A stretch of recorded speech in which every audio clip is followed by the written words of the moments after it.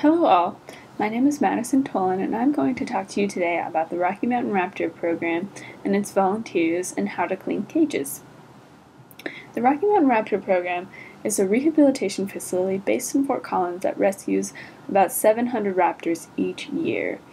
And this facility only has 8 staff members. The rest are mostly volunteers who make up 44,000 hours per year alone, just doing tasks such as cleaning cages, prepping food, creating perches for the birds to stand on, and so forth. Today I'm going to describe how to clean one of the raptor cages at this facility. The first task when cleaning a cage for a bird is to find its SOAP, which stands for Subjective Objective Assessment Plan. And in the bird's SOAP, everything is written about what you should know in regards to the bird, what they were doing when you were in the cage, what they have been medicated with, how much fluids they received, and so on and so forth. So you want to first get the SOAP and read everything about the bird from the first 7 days back. From this information, you will understand what the bird has been doing, how it has been acting, what you should watch for, if you should be extra careful, or bring someone else to spot you while you're in the cage with the bird. And this will be very helpful when you're cleaning. After you read the SOAP, you should stamp it with a stamp that says that you're cleaning and changing the water in the cage. When you stamp it and put the time down, it will let everyone else in the facility know that you are outside and cleaning this cage and getting it taken care of, so no one else will have to worry about it. After you stamp the bird's SOAP and write the time down, you'll want to gather all the information or all the materials that you need in order to clean the cage. So you will want to grab a watering can and a bucket and fill those both up with water. Then you'll get some paper towels from the bathroom or the kitchen and put those in your pocket, because when you're in the cage, the bird may have dropped some casts, which are materials that a bird can't digest, such as bones or fur, or they may have left some extra food from the day before, and we don't want that to get gross or maggot infested, so we want to pick that up with our paper towels. And the final thing that you need from inside before you go and clean the cage is gloves. Gloves that correspond with the cage that you are cleaning. We don't want to mix and match which gloves go into different cages, so each cage has a specific set of gloves. And in this facility, you start off wearing 2 gloves, just so that everything is extra secure, extra cautioned, and no one gets hurt. And once you feel more comfortable, you can move down to just having 1 glove. So depending on your comfortability and the staff members' directions, you can either bring out 1 glove or 2 gloves. Next, you will walk out to the cage and set out all your stuff right outside the cage. Then you'll glance inside and check out what the bird is doing. Are there the correct number of birds in the cage? Is it the correct kind? Is there anything obvious that is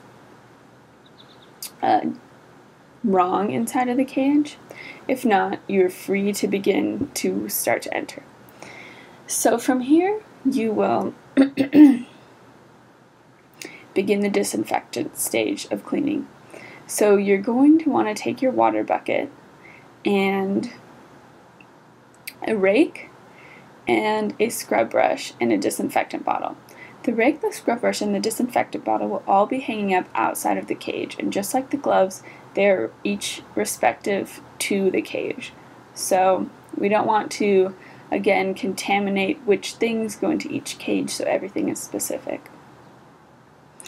And once you gather all your things, you're going to want to unlock the cage. Remember to have either 1 or 2 gloves on, and that's your block for the cage and the bird inside. And then you'll walk in with your scrub brush, your disinfectant bottle, your watering bucket, and a rake. And once inside, you're going to want to make sure to put all your stuff down right outside the door and then quickly close it so no birds escape. And from here, you want to start checking out where the bird is and making sure that you don't disturb it while you go around and cleaning the cage. Once you know where the bird is, you're going to want to make sure and keep your block up the whole time, which looks like this if a glove was on my hand. And so the first step once you're in the cage is to go over to the bird's water bucket or water bowl and dump it over and leave it upside down. We do this because we don't want any disinfectant to go into the bird's water source. Once you have the water bowl turned upside down, you're going to grab the rake and go around the cage and rake up all the mutes, which are the fecal matter and urate and uretes of the bird, which look like usually just white droppings. And so you'll want to rake up under those and make sure that there's no more white patches all along the gravel of the cage. And as you're going along, you'll want to make sure and keep an eye peeled for casts, which we talked about earlier, or extra food. And if you do find any of those, please pick them up with your paper towel and put them in your pocket or somewhere else that you can bring it out of the cage with. After you've raked and picked up anything extra in the cage, you can then go around and do what the Rocky Mountain Raptor program staff calls a scrub brush sandwich. And so for any perch or feeding platform or something with material over it, a scrub brush sandwich is first pouring water over the item, taking your scrub brush, scrubbing it very hard, then getting your disinfectant bottle and spraying disinfectant on the surface, and then once again scrubbing the surface very hard, especially harder in the summer because we want to get up any maggot eggs or any bug eggs. And once you finish the second scrubbing, you pour water on it once again, making sure you really get off all the disinfectant, and then your scrub brush sandwich is complete. And once you do that to all of the surfaces that need it, you can then exit the cage with your empty bucket, your disinfectant bottle, your scrub brush, your rake, and anything in your paper towels. Then make sure once again just to close the door once you're outside of the cage. And then you can move on to the water stage. So for the water stage, you'll bring your watering can that you filled up, and you'll bring the watering scrub brush, which is up next to the rake and the scrub brush and the disinfectant bottle, which is respective to each cage. Then once you're inside, you'll close the door once again, always trying to keep your block up. And then you'll go over towards the water bowl, pour a little bit of water in there, and then scrub it out with the scrub brush. Then once you have scrubbed every inch of the water bowl, you can dump it out and then fill the rest with water. And from here, after you fill up the water bowl, you can slowly exit the cage, lock it, make sure that the bird is fine, and you have completed all your tasks, and then you're ready to head back inside. So you'll head back inside with your empty watering can and bucket and anything that you had in your paper towels and your gloves or glove. Once you're inside, you'll put the water bucket, you'll put the watering can where you found it, you'll put the gloves back in its respective area, and you will want to measure out any food that you found in the cage and also count the casts that you found. And after this, you can throw both of those items into the food waste bin in the kitchen. Then with the bucket, you'll want to bring it to the sink, wash it out, disinfect it, and then just leave it to dry. And from here you can go back to the bird's soap and write down everything that the bird did while you were in the cage. Did it fly from the east side to the west perch? Did it stay where it was? Did it make any defensive postures or sounds?